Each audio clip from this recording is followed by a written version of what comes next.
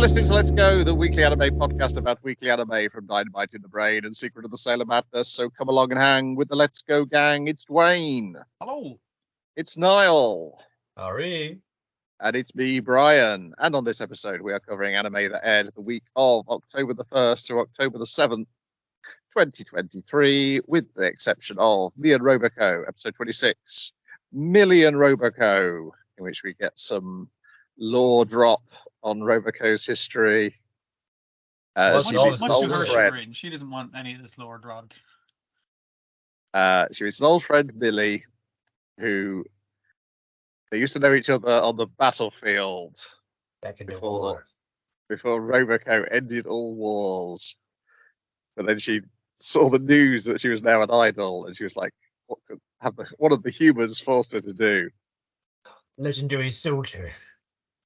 It's no fate And- for you. And she Roboco's not really helping. It's like, that human forces you to wear that belittling uniform. It's like, listen, Master fucking loves this uniform, but that's besides the point. He's like, I never fucking said that. Don't fucking quote me on that. Yes. Also, Roboco makes it clear that while she was on the battlefield, she was an automaid on the battlefield. Unlike these war robots like Millie and her two sidekicks, one of which is a blonde male war robot, and one is a dog wearing sunglasses, smoking. That's the guy. I like, what's that? What's his story? I want to find out about him. They Haven't seem got that great. part of the comic yet. So, Hmm. so they get into a fight, and Roboco fights back with the power of cuteness, which, as Bondo points out, just seems to be extreme violence disguised It's as extreme cuteness. violence dressed up as cuteness. Like, if you do the cute fall on the guy and he can see your panties, it doesn't count if it's like from fucking orbit, you know, that kind of way. Well, like Uh, the posterior and the hips involved are like very large, like, part of the body. Can do a lot of damage when you apply it in the right way. Oh yeah, I forgot the main reason why they get in the fight though is because they want Roboco to join their organization Eden, which is dedicated to destroying all humans. And Roboco seems to be tempted when she learns what the pay is. I do say that a lot, so. And I could get paid for it. it? But no. But in the end, they bid farewell to Roboco after she's beaten them, and Millie's like secretly still admiring her comrade. But she was very good at organizing the battlefield karaoke night. Yes. No. I know they come just back, happened, but I right? can't remember the context. Did too, but then maybe you can see maybe she's got a point. No, maybe I've been blind all this long. It's like, a hidden philosophy to being a northern maid I just didn't account for. It's like, yeah. And you would say like that's a bunch. It's like, yeah, packed into 3 minutes, and they discover this by walking home, and they see the other main villains are already beaten up at the start of the episode, which is great. It's like, who beat up our villains? It's like, these guys. Yeah, and it's drawing the thing that what was the Gynax show about the combat robot who became a maid? Holomatic. Yeah, So- yeah. which was a popular theme in the late 90s. Which was the very first thing I thought of when Roboco started. So I like. But are you saying Roboco's a parody? I don't know about that. It's nice to see that it gets confirmed. Also, apparently she ended all wars, so it's a great world which they live in Roboco. Yeah, it's good. I mean, don't we wish that less like the biggest problem you had was like which of your friends to invite to the premiere of the Promised Neverland film. Yes.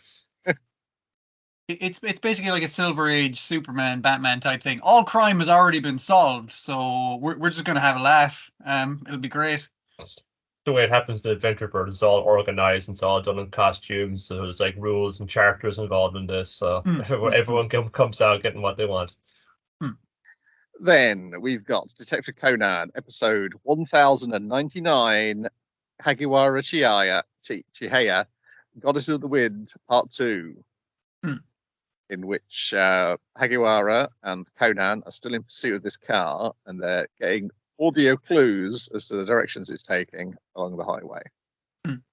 Like a GPS? No, it's like it passes a fire engine. So then they check with the headquarters, has any fire engines been sent out in town? yes, 2 have gone out. And then Conan points out, but it's only making the noise that a fire engine It's makes. only making the bell, not the siren. So it's not on the rush to the fire. It's driving back from a fire. So which of those fires has been put out? It's like, this fire. They're in that part of town. Let's fucking go. Yeah, and then they hear like a crossing noise. Like the and they're like, little, that kind of thing. And then Chihiya's like, okay, the only one which has got that noise on this road is going to be at this spot. And then Conan points out, well, I've heard that noise. Now I heard the noise, further noise. So now I know it's taking them so long to go across this crossing. So they must be going right, not left, because that's what's taking them so long. So they're hearing the second phase of the like, hurry up, pedestrians! We're about to have cars coming your way. And initially they think they got them because if they went that way, one's like, that's fantastic because we have a roadblock in position there, so they'll be fucking picked up and no bother. So they roll up on the roadblock. It's like, any yellow car has been through. And they're like, no yellow cars. Why do you ask? It's just like, damn, how could we have possibly missed them?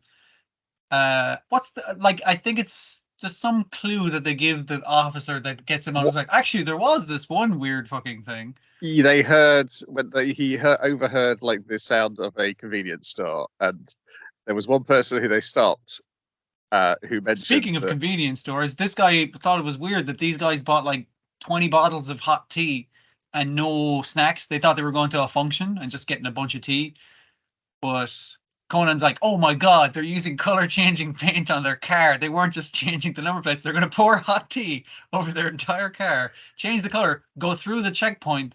So what we're looking for now that it's cooled down, is a mottled blue yellow car, basically. Yes. And they're like, okay, no, you stay here, Conan. We've got enough checkpoints. We're going to track them down. But then he notices on the news, oh my goodness, it's been publicized that the president of the Solo Security has been arrested. We'd actually just brought him in for questioning about this crime. Regardless, it's on the news, so the kidnappers can find out, and they're going to kill the professor if they find out. Yes, and so Chihiya gives him back the helmet, like, get on board. Now I've got to turn into a lunatic to save the professor. Yeah. And essentially that is what she does. At one point she's like, Conan, can you get the handcuffs out of my belt? Okay, I got handcuffs out of my belt. Right, put those handcuffs and put your arms around my waist and handcuff yourself around my waist. And then her eyes glint red. Most men would pay good money for this, essentially. Yes. But yeah, Conan has to do this because it's like, we don't have seatbelts. I'm not supposed to let a child ride on the back of my police thing while I'm in hot pursuit and doing motorbike tricks. Definitely not supposed to do it then. Yes, because that's after they've done the stopping, which is in your background, in order to figure out which direction they went. To raise Conan up to a height where he can see the traffic in both directions. That's to tell which way the mottled car has gone. Yes. He wasn't a small child. This would be a lot easier. Yeah. But I do like the fact that it's a child asking an adult on a motorbike, can you do a stoppie? And she's like, oh, fucking can I? You fucking watch. You read my mind. She can also do wheelies, and she can also land her motorcycle on top of a car. So while they've decided, it's like, hey, I was just looking up the internet on my phone as the passenger in the car. I was like, oh, it turns out he's been caught. It's like, I guess we'll kill this motherfucker and dump the body and the car. And it's like, oh, fuck, the cops are after us. I'm going to shoot wildly back behind. All right, open the sunroof. Opens the sunroof, and she's done a motorbike stunt to basically punch him with a motorbike. I think, like, knock him out with the motorbike, basically. And meanwhile, the rest of the family are being driven in this direction by the detective, who's explaining Chihiya's background, and we get like a story when she was younger and she wanted to go out with her friends, and Matsuda had taken apart her phone in part of his bomb disposal practice, and so therefore she couldn't get hold of the friend. But her brother said, let's not give up, I'll take you there and I'll just yell out her name because I'm taller than everybody else at this concert, and we'll find her that way. And in the meantime, your man had put together the phone enough to text her, hey, there'll be a tall guy shouting her name. That's where your friend is. Yeah. So it all, like, it was just like, he taught, my big brother taught me to never give up. And also, both those guys died in various bomb-related fucking incidents. And I always said that kid who caught the serial bomber, I'd stake my life on him. And the detective's like, yes. So she said she'd stake her life on that kid. And it's that kid, so she's going to take wild and crazy risks, like, I don't know, punching a guy with a motorbike, for example. Yes, we also get the amazing line, do you remember that bomb incident the other day? recently, Yeah. yes. Which recently is recent for them. For us, it's like 20 plus years in terms of the series. That's good What stuff, a week. Which is we see the bomb. And then like they replay like I'll probably reanimate the as well the news footage of Conan explaining how he defused this bomb. It's all because the police helped me. And of course, within the police, I'm sure particularly her, she's they were figured like, out, we didn't get the bomb disposal onto him. No, He knocked this that thing out kid- by himself. Yeah. there's something up with this kid. But I majorly owe him one, so this is me paying back the favour of you finally bringing in the guy who killed my brother and one of my best friends. So yeah, that's but then the other fun bit is when they're mentioning that is like it's suddenly dawning on Kogoro, Ran, and Sonoko. Oh yeah, Conan did defuse that bomb. Like a guy, a police detective from outside of their place where they live in Baketown, is kind of pointing out to him that child is the harbinger of doom and also diffuses bombs and shit. Are you not paying attention to everything he's doing? They're like, oh yeah, he's solving a bunch of crime. Huh. With his power, he can be a god or a devil. Yeah.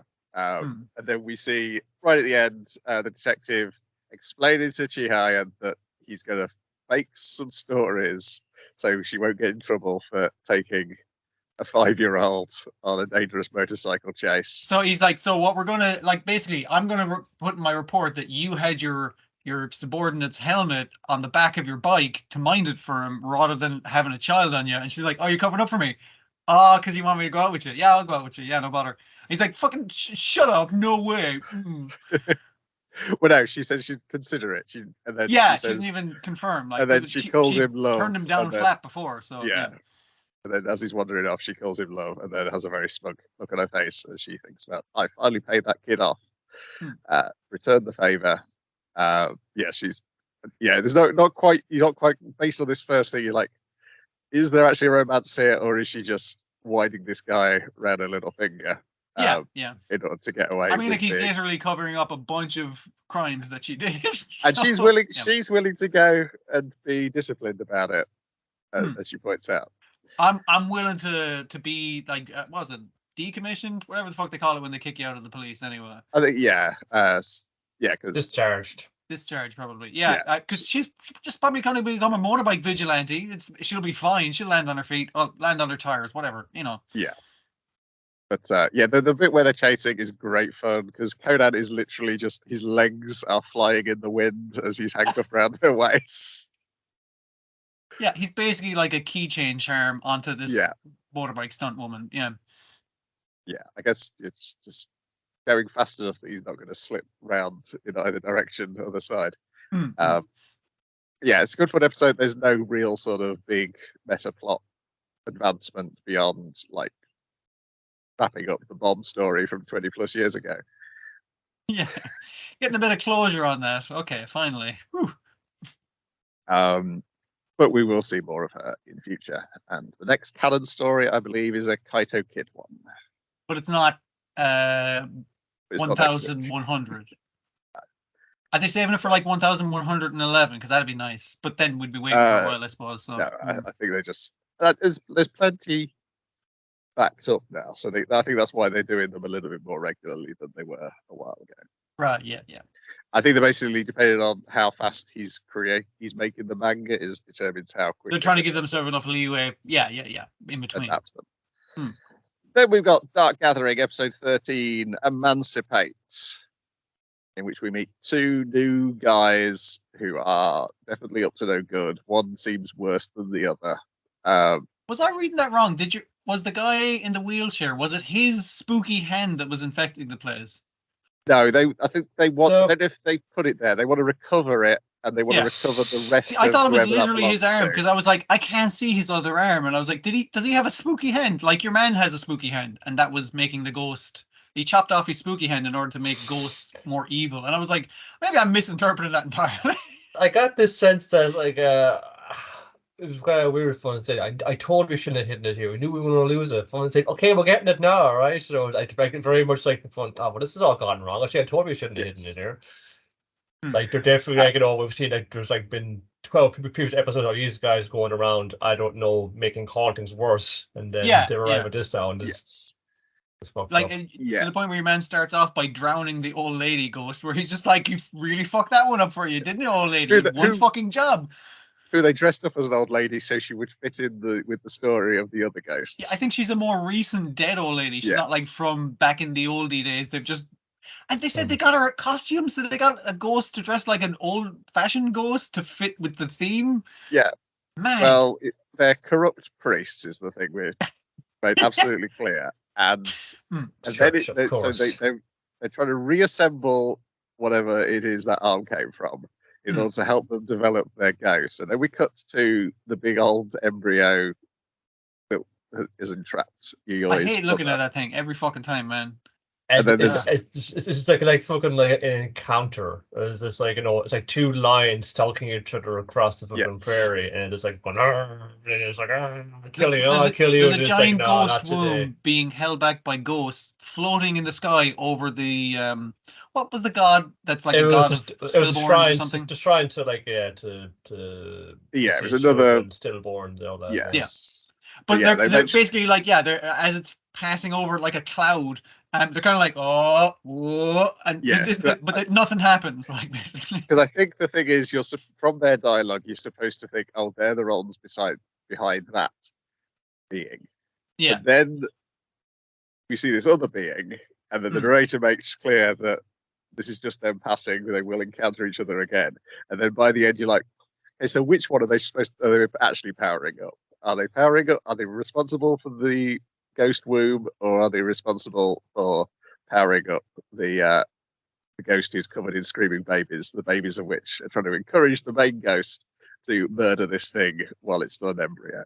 It would make a lot of sense for it to be either, really, because the god that used to be a demon of stillborn children and stuff, she literally says this thing used to be a god, but it has turned evil, like that kind of way. Yeah, we quite rapidly moved up from like ghosts as Pokemon to ghosts as sort of like fucking kaiju like monsters just stomping around and bring disaster. And they could be our ally, perhaps we're usually our foe, but maybe if we appease them, we can get them on our side.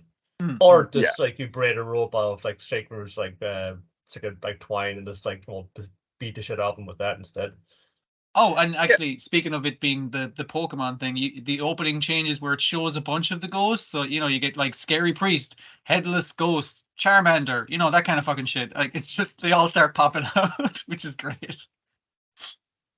But our heroes are going to go and fetch one of the graduates because it's got a problem, is that it's a guy who died in the Pacific during World War II. And the problem is, he's super cool. Powerful. We got an understanding. I'm gonna help him pass on if he helps me kill the god of ghosts that got my mom. He's immortal Sugimoto. He attracts the ghosts of the people he killed. And so while we got an understanding, he's cool with me. He's a nice ghost. It's all the ghosts that want to kill him is the problem. So if we take him out of where I've put him, and then when we find out where she's put him, it is a very weird thing to put him in. We will put him in a net made of some of the hair from that other ghost, and that will bind him strong enough to keep the other ghosts away. It is fun that each of these ghosts they defeat give them a new tool for catching more ghosts. Yes. Use all the parts of the body, all the parts of the corporeal form. And then once we've picked him up, then we'll get to the really scary part, where we'll go to this tunnel and capture an even more powerful They're just picking him up on the way because the priest, we got to have something to keep him in check. And also he's knackered from fighting the other ghost like last episode. So we need a pinch hitter, basically. Yeah. Yeah. So they walk through a wheat field, and they find a mannequin with a bag on its head and a television set. Which is also, before that, they went to the convenience store to get bottles of water to hang around their neck. Because it turns out these are very thirsty ghosts. Because they were fighting in the Pacific, like in the heat of summer and everything like that. So they were all like dying of thirst as they were dying of gunshot wounds. So the last thing they Yes. remember is like so thirsty. So thirsty. So they'll, as long as we have water, they won't attack us. I was like, are they going to go for the water rather than you? But no, Kate Harrow, don't chug. Yeah. The ghost making it chug. Don't go full for it. But it does have the thing with the TV turning on in the middle of a fucking wheat field. It's like, what's powering it? Ghosts. Ghosts are powering it, Kitaro. Pay attention. Yeah, why did you bring it up this way? I don't know. I was watching a lot of films that week and this cat came out. Also, the mannequin is covered in bite marks that the viewer, can see, but our heroes can't see from the distance they're standing from the mannequin at first. Until Kitaro starts to get the same marks on his body after he's... That was unsettling as well. Like, it's like he can't feel the bite marks because they're going into the doll or the little alien one. I forget which ghost that is, but you can see like the big invisible mouths biting into his fucking flesh or through his clothes, that kind of thing. And I was like, oh god, that looks nasty. It's just kind of putting it up like that, just like, I can see that, like the kind of being ground between the invisible teeth. Yeah. And the reason why she put, like, because the World War II ghost soldier is in a doll, but that's in the mannequin's head, and it's to trick the ghost into biting the mannequin body because they think that's his body, but it's not. He's inside the head of the doll. It's a weird ghosts setup. Are stupid, man. The TV's there so you can see the ghosts. Because the flickering kind of lights, you get a kind of an idea of them. So it's got that kind of spooky thing. You're trying to run between the ghosts, and it's just like, oh, flicker. Oh, there's actually a ghost right in front of me. Let me just dodge that ghost. Yeah. Yes, because Eiko is the one who rushes to the mannequin to get the ghost to save Kitaro as he's being nibbled on as they're trying to get his blood to save their thirst. Because one of them possessed him and drank all of his water. Yes. It's like, oh, Kitaro, you fucked it for yourself, man. Always getting possessed. She has to evade them for a bit and then throws the teddy bear. I think it's a rabbit in this case. The fox, I believe. The fox with like a backpack. It's got one of those like bandit knapsacks. With the foxes be stealing shit, like Fantastic Mister. And Kitaro has to catch it in the net of hair, and as soon as it's in there, they seal it up, and the other ghosts disappear. But do they? Because as Eiko's walking past a window, at the end of the episode, she thinks she sees the ghost of one of these American soldiers. Bring it on. And that just makes her horny. A real rush from this. Because it's a guy's question. Okay, yeah, that was just like part one. We gotta do this other bit. Like, K-Tars is this kind of thing, but Eiko, can you handle that? Show me you can. You got enough fuel in the petrol tank for this? Yeah, she does. She's fine. She's powered by this. She's powered by lust over how fucking alive being so close to undead makes her feel. But also in this episode, I feel like she must have played rugby or something in school, right? Because she's got the dodge and she's got the throw. It's like, it's good stuff. Perfect spiral on that plush doll, yes. yeah. Maybe there's a practical reason for all this. There's a practical reason why you had a creepy mannequin and a flickering television. It's just. It's like form and substance. It's a really good marriage. You can tell Yano is a real pro at this. Then we got Helk, episode 13, with younger brother in tow, which we learn Helk and Kless's background as the characters in a World Masterpiece Theatre story. Yep, exactly my thoughts. It starts snowing. He's gotta bring his brother around, begging for help from anybody. Will anyone buy some of Helk's matchsticks, please? Yes. I can see why they kept Pee-wee out of this story, because it's like there's no levity at all, really. Because it's like you got to bring in the weird bird to like make a joke or two, but I guess not. It's too serious now. There's 2 volumes of this in the manga, so get yourselves tucked in. Okay. A very long recap of Helk's history. So Kless falls sick. Nobody wants to help him, but then one of the nobles who they've been cursing as being the cause of their plight takes them in. The noble's doctor heals Kless. He survives. 15 years later, they're big, strapping adults. Kless has decided only humans weren't being distracted by these monsters. we could end oppression and discrimination. The initial thing is like, yeah, they're orphans because their entire village was killed by monsters, so they moved to the capital for a better life, and it's like, oh wait, there's just class disparity here, and there wouldn't be class disparity if humans didn't have to fight fucking monsters and we could just go wherever the fuck we felt like, right? Sure, that's probably who are the real monsters. I did like the 15 years time skip, and you see the guy in the cape coming in and beheading the monster. You think it's Hulk, and it's just like, no, it's Kless, because I did like that kind of thing. It's like, oh, it's young Hulk, because they're very clearly which one is which when they're little kids. Fucking like Hulk's like nobody's. Oh, I was working on the building site. I can't be no hero. Are you sure, Hulk? Have you looked in a mirror or a pool of water lately? Yes, and he does admit in present day that, in retrospect, yes, he probably had hero powers when he was a small child.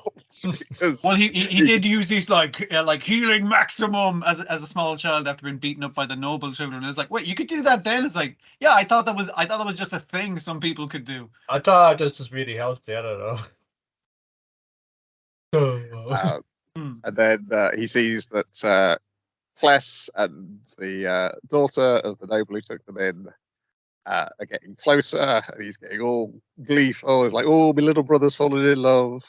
And it'll be a difficult road because he's not from noble stock and she is, but I'll support him all the way. And there's like, hey, Hulk, what are you doing here nodding and smiling to yourself like a fucking goober? And it's like, nothing. We are and then good Kless points out, that's my brother. He's always grinning. So I assume at some point he's going to be not grinning during this flashback. Nope. And that will be the turning point of him deciding to kill all humans. I mean, like, unless there's other parts to this flashback, he seems to have established good cooking by barely surviving on the streets. But it's like, okay, we've got a piece of bread and potato. I'm going to turn this into a fucking gourmet meal to keep my brother alive. That kind of thing.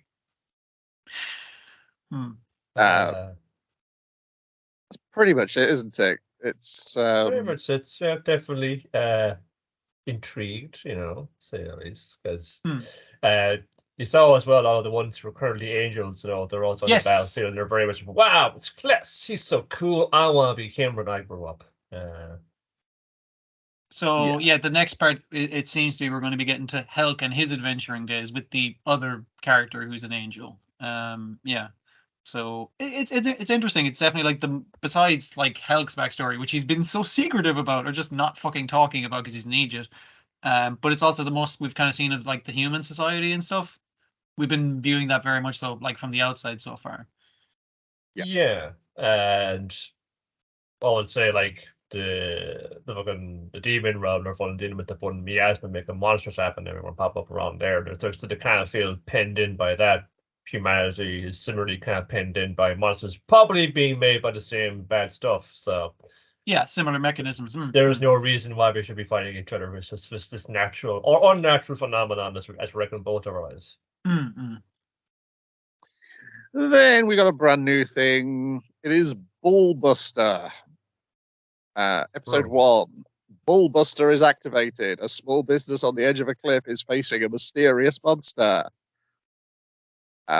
Which we're introduced to Tetsuro Okino from Canny Technologies. He has designed a new robot and he's going to pilot it, and they're renting it out to Namidomi Industries, who are in the process of exterminating monsters on an island so that people can come back and live in their houses again.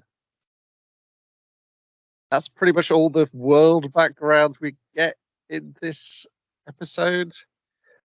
You're kind of getting an idea of like the world setup, and a lot of it seems to be, it's probably going to be workplace comedy, but like the realism of a monster extermination squad, and it's just kind of like it's a very practical kind of giant robot versus giant monster. Like it's like a big bear. And it's basically you have to pilot the thing. You have to be forklift truck certified. You have to have all your fucking things ticked and shit. Which is just the realism of it is very funny. Basically, yeah. It is, and it has a lovingly animated comb over at the introduction of Kintaro, the accountant.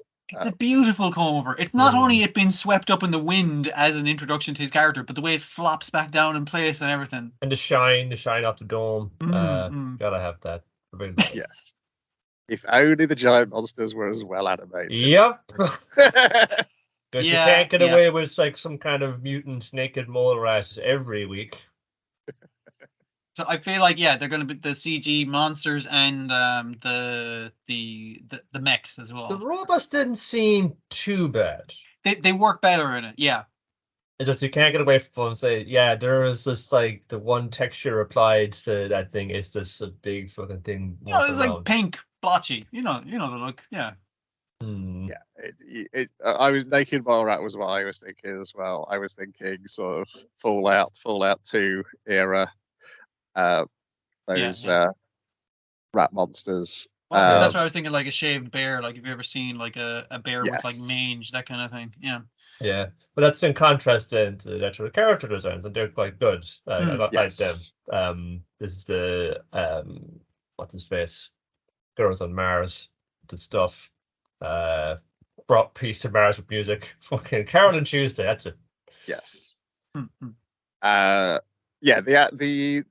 The non-mecha, non-robot animation is great. The characters are great. The sort of knowing nods to giant robot history.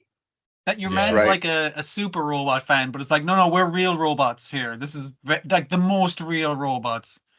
Well, he had the logo ideas, and the middle one was just like, but a Gundam, sure. I mean, it's like I give you options here. Maybe we're not in Evangelion just yet. It's probably down the line. We're further incorporated, but we'll keep that in our pocket. I was blanking on what the bottom one was, so I thought, that looks familiar, but I couldn't put my fucking finger on it. Oh, it was Evangelion. Was the second one like I was thinking was a Speed Racer, but I think it was Gundam in the middle because it was like business suit because it's from Cardinal, and then the bottom one was some kind of much more like I say recent, it's probably still 20 years ago for all I know. I'm sure some enterprising individual is more clued in when I've figured it out by now. I know I recognized him when I saw him, but I can't think of it off the top of my head. But yeah, no, that was kind of fun where him was like, I've got and he's already written the proposal. He hands it to him before like the thing, and it's like, we've got an emergency. The monster is going for a civilian area. It's like, we got to take it out now. And our beautiful comb-over bald man comes in and goes like, no. You got to fucking sign everything first. We got to make sure all your fucking insurance is covered. Because, I mean, like, if you get injured out there, or worse, the fucking robot gets damaged, who gets fucking billed? These questions need to be answered before you go into the field. And also, everyone's evacuated from the island, so it doesn't matter if it gets smashed up a little. We'll get it sorted first. So yeah, other robot thing we'll be borrowing a bit from would be from Pat Labor, because that was always like foremost in their minds. Can we mobilize? Should we mobilize? Can we afford to mobilize? Maybe we gotta be easy. We get no guns this time because we fucking did too much collateral damage in the last job. Yeah, they'll have to pay for every bullet they use, that kind of fucking thing. And we saw your man, the big muscly dude, get his robot like fucked up at the start of the episode, so they're kind of like, to him, it's like, all right, you go get the fucking boat ready, and he's kind of walking to the boat and he's like checking his phone. He's like, oh shit, and he rushes back. It's like, oh my god, it's an emergency. My license expired today, and they're like, oh my god, oh no, we need to get the other person with a boat license in because legally we've been in a lot of trouble otherwise. Dear. So you have to call it, and then the Pat Labor is definitely the vibe, because there's multiple Pat Labor stories which involve them having to take care of some sort of similarly sized weird monster that's escaped from somewhere. Beyond just like the everyday life of dealing with a giant robot. Except this feels much more on the it's the practical side of things, not the police side of things. See, if they have reasonably not great monsters and pretty okay realistic mechs, but that's like a side thing to the office drama and fucking the dotting the I's and crossing the lowercase T's. If that's going to be the focus of the show, that'll be a lot of fun. If it focuses on the fighting, not so much, but I guess we'll see when we get there. I suspect it's going to focus on the Office. That would be the way. That would be the stronger end of it, and then we could have a monster show up at the end. Or maybe, like, this is going to be a business thing. You're going to have a rival corporation. We're going to have a better robot. It looks cooler. It's got, like, fucking, like, a cool crest in it or something. But how much does it cost to upgrade to the newest model? Or everyone has a fun intercompany demonstration of which one should the government invest in. So you have fucking robot sumo wrestler or something like that. You bring that in. That kind of shit. Yeah. And the other fun thing is the owner of the company who Akino works for and built the robot, who they're hiring both the robot and him off from. She's not one of the main characters, but her character design is great. It's fantastic. I hope she's going to come back pretty often, but also like constantly reprimand your man. It's like, don't tell them fucking I'm like the driver had the day off or anything. Like I tell them I'm putting the care in. Like she's a really fun, shitty manager type. Yes. I mean, drove the truck there, but it came and did it there in the whole like big pink business suit. Like she strikes me as the kind of person because she says she can drive anything with wheels, but these mechs, I don't know about that. She probably started off as a trucker, made a shitload of money, and then bought her own fucking company or something like that. I'll get her in a robot before it is, or if it is any use. And the good side is that the website has a nice relationship chart of all the characters, and there's loads of coming soon spaces for characters. Okay, good stuff. But you see a few over the end credits there, where it's just the company barbecue. It's like, I haven't seen that person yet. They like burgers. And they got a dog. That's important as well. Oh, yes. So, gotta have the office dog. What if he gets mutated into a giant troll? They gotta kill him. Well, very special episode. He thought he saw a dog on the island, which I'm sure is going to turn out not to be a dog. Like those weird creatures start small and then go bear size. Yeah. The question is it going to be... Yeah, they got the concept art for the monster here, and it looks a lot better than it does in the show, unfortunately. It does.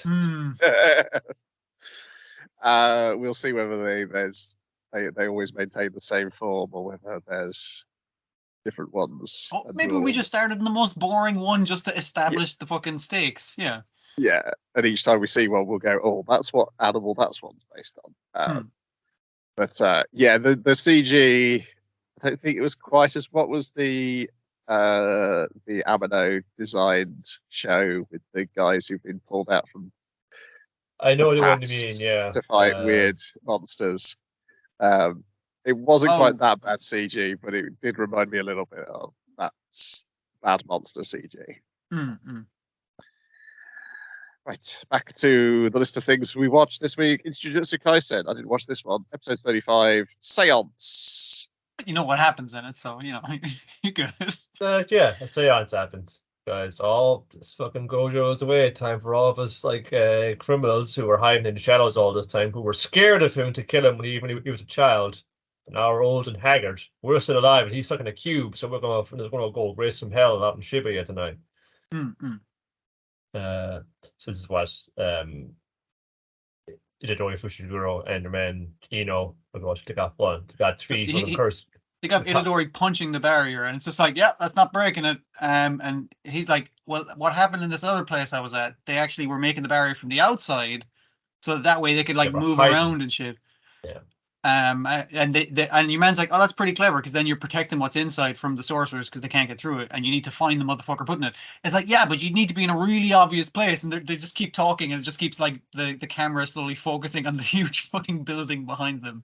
It should be it have to be sticking out like a sore thumb to fucking project it from there. It's like, yeah, where's the most obvious place? And they all kind of go like, It's like, they're on top of that building, aren't they? It's like, yes, they are. And the guys are like, ha, ha, ha, we filled the building with monsters. It'll take them ages to get up. Oh, Jesus, they're already here. They can fly. He's got a flying bird thing. You just jump off of that. They're fighting us right now. They just skipped all those levels and just went straight to the bosses. Yeah. Yeah. Itadori Fushiguro did this, like, they fight off the building with, like, the owl lad. And just, like, they land in the street. And fun to land on the dude, but like he didn't die, but he even crazier eyes. Probably his cryptic stand back, and they gotta try to figure that out. Yeah, because they're kind of looking at him as just like, all right, it looks like he died from the fall, but There's no blood there, and his spirits have taken no damage. And like, hey, get the fuck up! You're not fucking dead. And he's like, you got me. Okay, fair enough. So what's his deal? They go about figuring out a beam because they're hard to hit him. They know one doesn't do nothing. So it can't be. I guess if I fall on defense team, that'd be too good. Let's cover him in rabbits, and I figured this out. And to figure it out, it's just like, yeah, whatever he does is backwards. So like, if you hit him really hard, it won't do it. If you just kind of tap him, it'll really hurt him. So they just kind of. But he could just turn off his power at that stage, so you would just be actually tapping him. So it's kind of like, so we need to hit him both hard and soft at the same time, so he can't cancel both of them. So we both punch him. Also, we get the frog to hit him with the tongue in the meantime as well. Yeah. And completely fuck him up. Yeah. How did you figure it out? No one's ever figured out my technique. It's like, yeah, that's because they were like, okay, this must be how it works also, because we know his technique wouldn't have worked against something fucking weird like Gojo. Yeah. So it can't be anything complicated, basically. It's just like to kind of see, like, again, we've just been off for kind of so long fun. Said, oh yeah, fun. These guys were quite a little team working. They just like between them, just one figure it out, and just like, nicely in sync, getting things sorted out. But even like the running kind of commentary from him going like, it's more difficult for me to keep up with Itadori than it is to keep up with this fucking guy whose ass we're kicking. It's the kind of thing. I was just like, we're managing it, but they are a good duo. They work well together. Yeah. How is Eno getting on up there? He's good. He's doing his cool power thing. Put the mask over his face. You can like summon stuff. That's really cool. Some spiritual energy. They're doing their thing, where it's just they can perform a seance and call the spirits of the deceased into a living vessel. They can take on their properties. I'm saying, who are we gonna get? Oh, he's gonna film with some dude. He's pretty good. Oh shit, it's Toji Zenin. Like fucking the guy who kills guys like me for sport and money. He's been revived and takes on all the abilities to sort of that, but also some of the personality thereof. And I think Granny Miles, some of the dude who is a bit too hot to handle right here. But sorry, go on. That is just one of those bits again. I forgotten about it. So it's like, oh yeah, he was really fun. He's like Takeru Kiyasa's having fun being the bad guy again as him, and that flashback arc. Make it a little bit more of him again. Like, yeah, he's back. Yeah. Kind of, if like a real shithead, we're kind of happy to see him in it again. That's most of it, and for the most part, it's just like really interesting fights. Like I love the way your man's like skating along the rooftop with the water part of his power. And just the lads just laying into that old dude. It's great. Just fucking shit out of him. I find this poor old fun. I'm gonna be senpai now. I'm back at fucking. It seems kind of pretty cool. It's time for my time to shine. It's just like fun. Some aspects of the four beasts of the cardinal points. It's like, oh yeah, that's like really kind of cool. One with a laugh. Fucking backstory to it. No, it's this guy. He's fucking totally said, and he just like stabs you with a knife. But he's really good at it. He hasn't got any powers. He's just fun supernaturally just kill crazy. It's kind of like Brock Sampson or something. It's just like no one should be that good at just like murdering dudes with nothing but a knife, but he does it.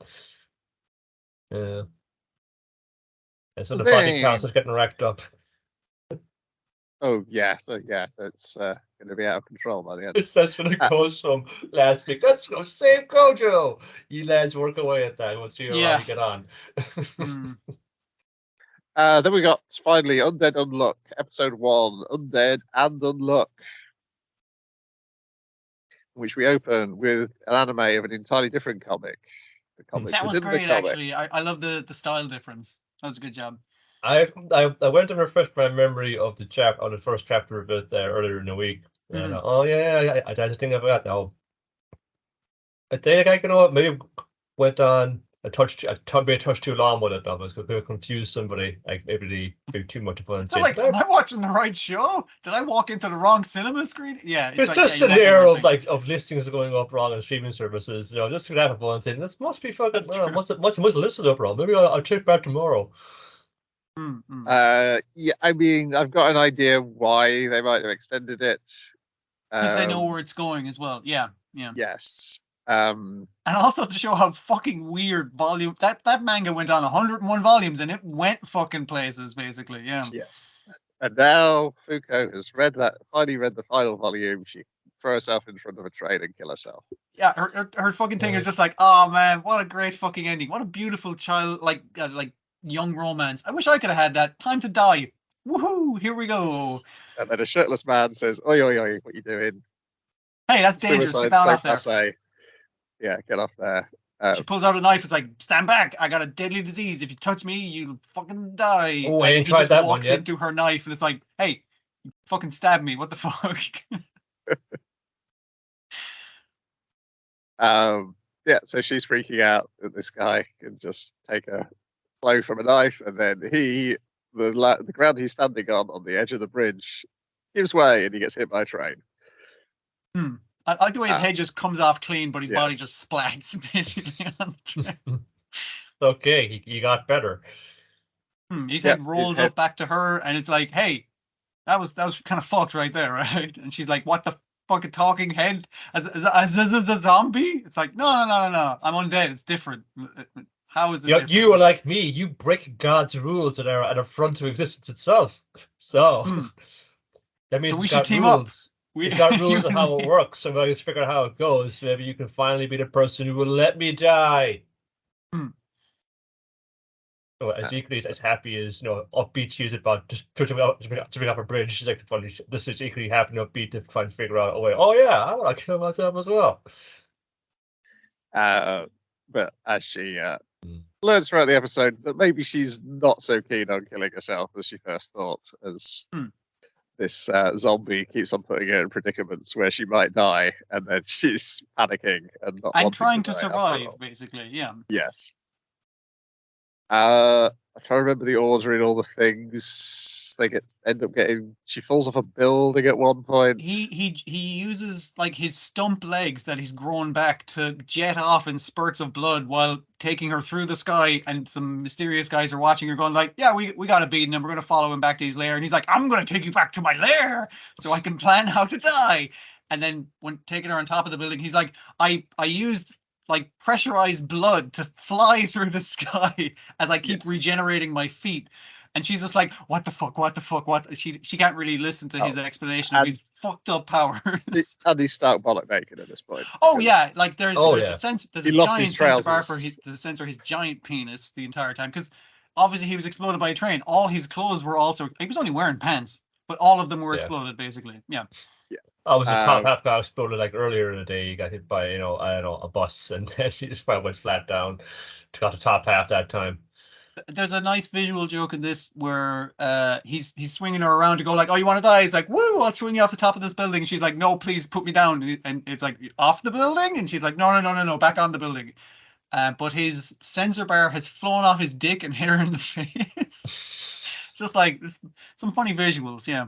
Yeah, there's one where she punches him in the dick, and the large sensor bar is destroyed, revealing a much smaller sensor bar than the one that the show is claiming is necessary. Yeah. Again, it's something that's going to happen a lot, so I'm glad there's having like a bit of fun with it early on, and giving us a little bit of variety. Yeah. So then she, after being dangled off the building, admits what the circumstances of her power initiating, and she explains how she killed her family and everybody else on board a passenger jet when her power was manifested. With the opening, like her childhood with the opening of the anime, which seems like related things the way it's depicted, but it's like she's remembering her own past and also reading a book about someone else's story, that kind of thing. So and then learning this, Andy then grabs one of her boobs in a thing which is out of tone with the rest of the comic, and I was surprised they left it in the anime. I was wondering whether they edited it out, because it like at worst it'll either put people off watching, going like, "Oh, it's not going to be a pervy show," or it'll make people go, "Oh, a pervy show, fantastic!" It's like, no, it's not going to be. The thing is, though, that'll be pretty much gone by the end of the first half of the next episode. So I would say it's kind of gone by the end of this, because like he's being nice towards the end of this episode. He's just like, all right, no, I probably went a bit fucking much there. Here, I'll give you a haircut because, hey, if all your barbers always get killed, then, it won't be no big deal to me. And finally, she can, at the cute little bob she always wanted to. But then let some drip show up. Yes, by some agents who are trying to recover unregistered negators. And Umas. Yes. There's one guy with a sword who's got a scar and one of his eyes stitched up, and then a bunch of guys in Deadpool masks. Which I now realise probably deliberate, the slight resemblance to Deadpool in those masks. So he's going to take Andy's head, or he's not called Andy yet, sorry, the zombie's head. It's like after Andy, like I think it's a nice scene where he says, "Oh, you got a load of hair, that's quite the mop," and she's like, "Yeah, I can't get a haircut because barbers will die," like you said, Noel. But he's like, "All right, I know a bit of barber," and it's like, "Were you a hairdresser?" He's like, "Yeah, at some stage, I guess." But as long as I don't break contact with you, I don't get the unlock yet, right? That's the rules.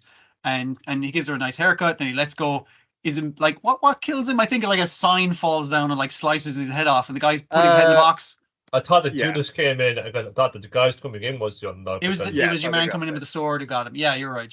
So he pops the head in the box, and he's like, "All right, we got undead contained now. You're useful for an assassin because literally your job is good at killing. Your ability is good at killing people. So I mean, like we could use you, but also we probably should take you out right fucking now, right?" Like he's kind of debating this with Foucault. Yeah. Yeah, because then he gets hit by the lightning bolts. But it's not him who gets hit by the lightning bolt, it's the guy who's carrying his head gets hit by the lightning bolt. Yeah, because he happens to be holding Andy. It's just like which frees his head, lets him grow his body back again. Then he pulls the card out of his forehead. Your man points out, is like, yeah, this guy obviously has no combat experience. He's like, that's right, I don't, because I've given myself brain damage with this piece of shrapnel I put in my head. Now to pull it out, get however long I've been alive, years of combat experience, decimate those guys and push it back into my brain. But then this real bad guy, he holds the sword to Foucault's head and says, "Cut your head off, otherwise I'll cut her head off." So he does. He gives his head a bit of a kick around, like hacky sack. I was thinking like the Bambi episode of Young Ones. Kicks it over. Foucault breaks free of the hold, leaps in midair, and gives him a peck on the cheek of his decapitated head. And then the bad guy catches the head as it's coming towards him. And here comes his unlock, the most powerful unlock he's received yet, which turns out to be a meteorite in the building they're in. And this is where we get the catchphrase, finally uttered, "Sick, wicked sick." Which now I get, yes, like, I suppose Psycho would turn it sick quite easily in a translation. So that's where that comes from. I like it just because he's undead, so his vernacular is a little old-fashioned, but 90s old-fashioned, because this is set in 2020, isn't it? Like it gives the year at the start, so yeah. It's just for something as well. It has just like kind of a throwback style, isn't it? Same like of a similar kind of like contemporary sensibility, but other comics is running in right now. Well, there's a reason for that. It's because we've been doing this dance for so long now. He explains, "I'm not a zombie once more, I'm undead." He doesn't remember his own name, and she's like, "Well, I can't go around calling you undead. I'll call you Andy because you're undead." Andy, undead, and dead. It rhymes, and he's like, "Yeah, fine. I don't fucking care. That's as good a name as any." You want to get a room? Like if a kiss caused a meteor following me, we should fuck. That's what should happen right now. And I like them chasing each other around the courtyard. And at one point, he laps her and shit. It's like, I'm not gonna force it on you. I'm just suggesting we should definitely do that. He is being a weirdo creep. That is going to like basically immediately stop. So don't worry about that. That's the first episode of Undead Look taken care of. It looks great. The action's great. It looks great. They do cool shit with his body growing back, or him growing back part of a leg so he can stab like his femur into a building to slow his fall. And I'm just like, yeah, this is good shit. It's got a good comic to work with for all those things, but it's true. But it's nice to get that level of quality of the visualization in the animation as well. Yeah. But again, it's something that's going to be happening a lot of times with him, like growing his whole body back from the stump, or like doing other strange mutilations which would have practical use for combat purposes again and again. Why seem to can't get it right? And again, like we're saying with this, like the censor bar gag, having a bit of crack with that, like early on, because I want to see a bit of momentous go into this. But that got a good team of people on this. Yeah, it's essentially the Fire Force team, isn't it? Which now I realise that's probably why the boob grabbing is still in it, because. Oh yeah, they're horny as shit. Yeah, good point. Again, it will not be a thing after like the eye catch next week, so yeah, do not worry about it, gentlemen people out there. But yeah, I just realised. Yeah, there was a lot of pervier stuff in Fire Force that they seem to relish. It's a thing that put me off watching it, even though I feel like I need to go back to it because that was a pretty good show when it was good. I dipped into it there, like looking for the action scenes as one does, and like, oh yeah, this is pretty intriguing. I guess I could like have whole bits like the ending of the first series or something like that, but you can kind of pick it up and say, oh, his brother's actually alive. Oh, his brother's actually like on the bad guy's side. I never would have countenanced that. My goodness. Now, is there anything else you want to mention that you may have partaken in on the previous week? I was very good, and I haven't watched Spy Family yet. I've been waiting to have my dessert after dinner. I don't know how I fucking managed it, honestly. I assume you haven't. I did look at Under Ninja out of curiosity. The thing about like ninjas are everywhere. I know there's a covert, so like like order of them. They operate to this day. They could be anybody. Let's say 1 of 6 people in Japan could be a ninja. As establishing that, but like I've been if they did to school now, then like there's a rival gang of girls, or a rival ninjas who go face a coffee across the rooftop. But you don't get any of that. It's just seriously about this guy. He's a ninja. He comes from like opportunities like Long Island ninjas, but he's just this unemployed fucker. He uses these ninja skills to steal beer from his neighbor and like blame the other neighbor for stealing the beer. It's just like a petty shit like that. And there's somehow that's like, well, sure, you're on the book, so I gotta send you some work because like you're in on the whole thing, and this is a whole kind of like blood in, blood out kind of situation. So like, short of kidding you, I gotta send you some work. So here, just fucking hop on this job. It's school. You could probably like do it. You're fucking. You said he's 17. He could be older, but he has like it's probably young enough that you could say he's a very tall teenager with like a really shitty mustache. So I think like Under Ninja, but like the assassination squad, it doesn't like put its best foot forward. It has like it's in I don't know the Middle East. I can't take your pick, like and there's a squad of like presumably American CG soldiers like raiding a building, but think, oh, the bomb breaker's head has been cut off. No, it's just like it wasn't done by a gun; it was done by a sword. This is done by and they're all doing this in like very like gaijin actor fun saying. His hair was cut off by a sword. My God, was it a ninja? Oh, I always wanted to see a ninja. No, you fool. I do enjoy it when they play Americans as Americans whose English is not their first language. Yeah. And it's just, and then he could go again. It's going to be kind of a very serious action show. It's got realistic character designs, but it's just for the most part, it feels like a weird comedy thing with this macabre undertone to it. Like his drunk neighbor who he's trying to like borrow everyone, be robber everyone. He's like, I actually try to use her to be the fake cover to be his adult guardian so he can get his job at the school. I need to get some toilet paper for me. Yeah, like I'll just put it under the door. No, it's this right here. It's a stupid fucking toilet. I'm sat in the toilet, but the window's too far away, and I don't want to get up and get the toilet. So just this fucking puts a hoodie on. He comes in. This is fucking spider walk along the ceiling, to get the toilet paper without fucking looking at her. If I got time, I'll look at it again. If it keeps up that sort of weird sense of humor, it could be, I don't know, it's kind of very low effort, low key slacker comedy. It could be all right. Okay, so I watched a tiny bit of the family circumstances of the Irregular Witch. As far as I can tell, its main joke is so this tiny witch found this human child, has raised it. Now it's much bigger than she is. And it's like the initial joke is the mum is like, oh, I got to keep all these people away from my busty daughter, and the busty daughter's like, I got to keep all these people away from my tiny mum. That seemed to be the joke, and I was like, that's not. I mean, it's a it's a relatively good concept. I'm not sure how far that goes. I'm sure it goes. There's other characters in it, but it didn't really appeal to me all that much.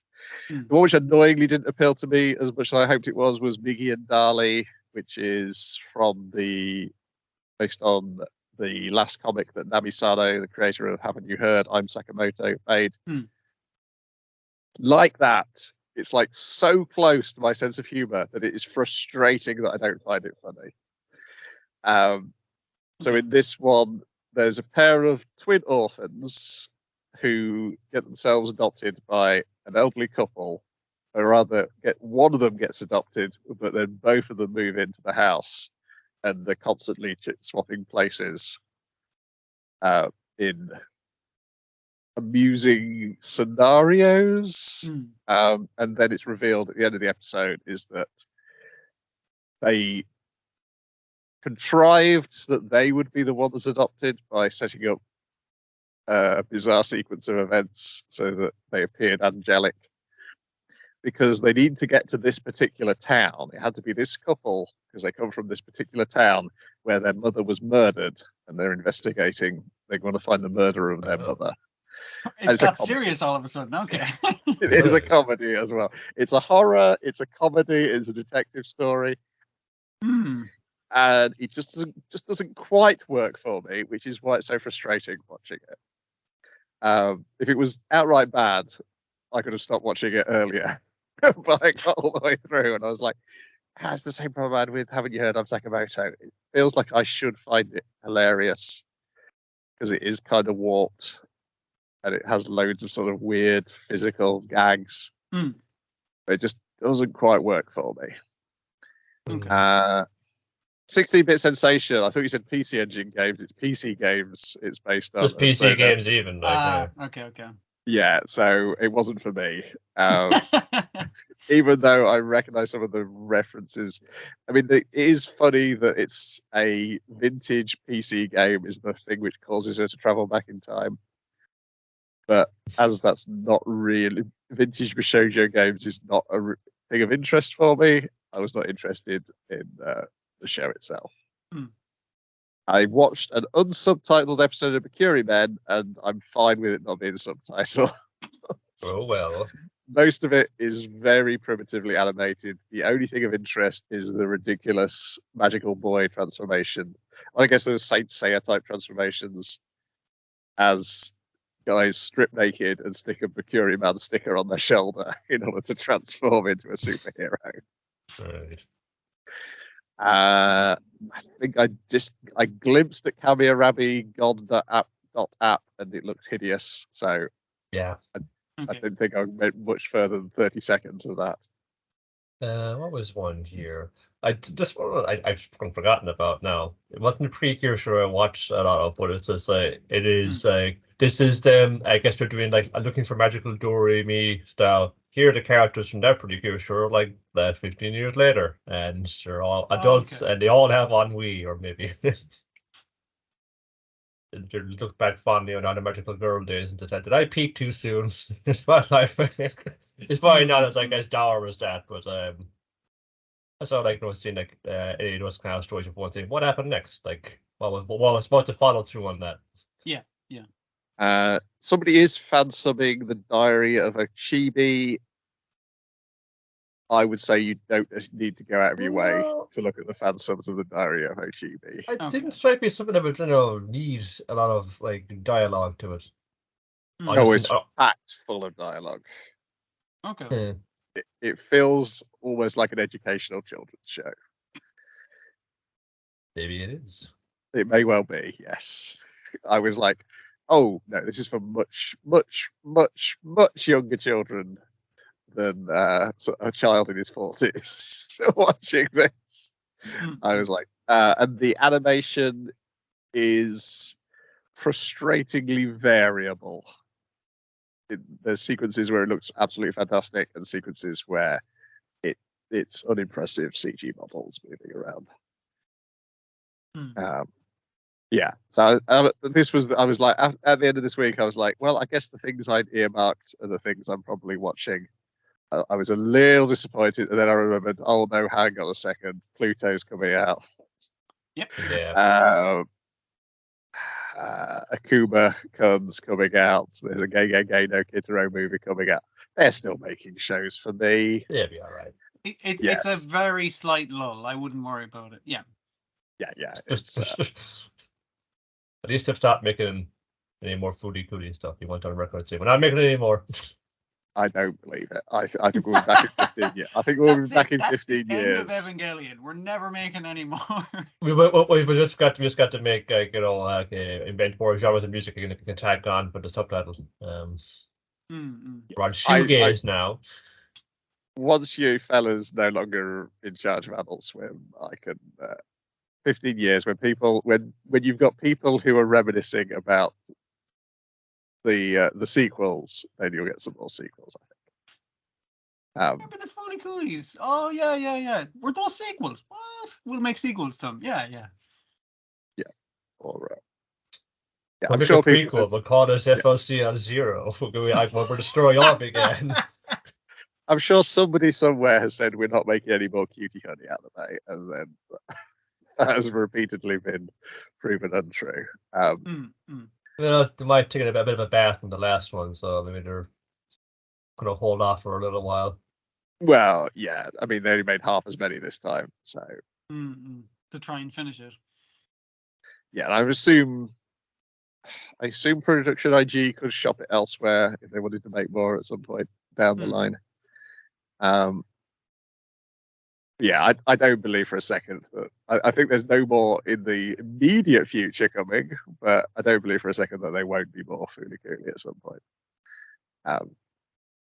Because it was popular once, so therefore people will be nostalgic for it and want to add their two penneth to the general overall Fooly Cooliness of the world. And I say, why not? I good or bad, I have no problem with those Fooly Cooly sequels. At worst, as with everything else, it's just not for me. Like that, and that's fine. Not everything needs to be. Yeah, the first one the first sequel I didn't like at all. The second one I quite liked. In fact, I'll go further than quite like. I enjoyed this. I enjoyed Alternative, and I'm heading towards liked on what I've seen of grunge. It's definitely stayed with me. That first episode, I haven't rushed out and watched the subsequent episodes. I'm not seeing any of shoegaze yet. But yeah, no, it's fine. It's fine to make more. Like you don't have to watch it. It's like I've not watched. We stopped watching Mr. Osamatsu, didn't we? Halfway through season 3. So and things do come back. Nobody's picked up Natsu Inu. No. I mean, like, case in point, we're getting more Kanika Man next year. Like, hey, guess what's back? Yes.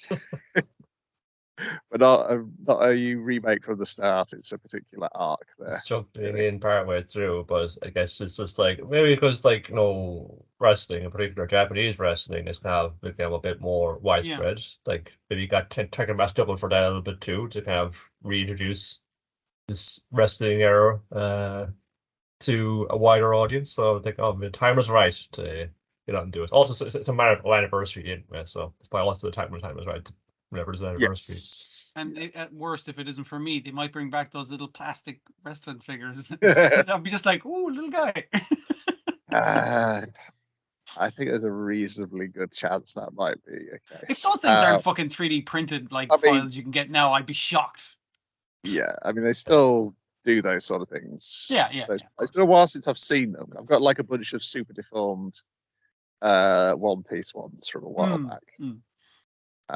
Well, I suppose the singer might not make it. So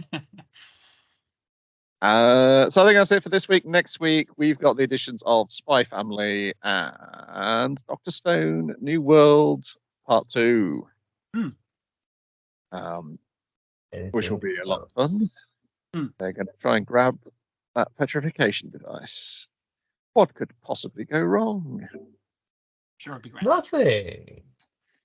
Nothing could go wrong. So we'll be back with that next time. Ta-da for now. Nice. Bye. Later, Gators.